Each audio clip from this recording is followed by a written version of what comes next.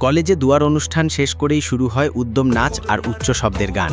ফেনীতে এসএসসি বিদায় অনুষ্ঠান ঘিরে চাঞ্চল্য, মাদক সেবন, অশালীন নাচ এবং নিয়ন্ত্রণহীন পরিবেশ নিয়ে শিক্ষা প্রতিষ্ঠানে সমালোচনার ঝড়।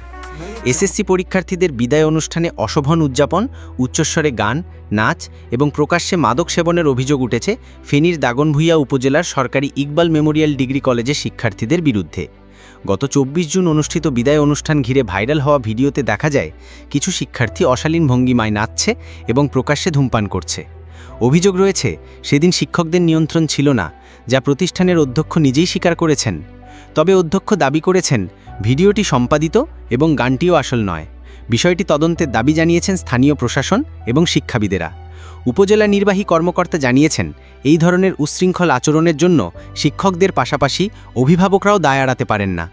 প্রাক্তন শিক্ষার্থীরাই ঘটনার তীব্র নিন্দা জানিয়ে দায়ীদের শাস্তির দাবি করেছেন। বর্তমানে ঘটনা তদন্তে একটি কমিটি গঠন করা হয়েছে এবং কলেজ কর্তৃপক্ষকে তলব করা হয়েছে। সুশীল সমাজের মতে শিক্ষার্থীদের নৈতিক শিক্ষার জন্য শিক্ষক, পরিবার ও সমাজ সবাইকে সমন্বিতভাবে দায়িত্ব নিতে হবে।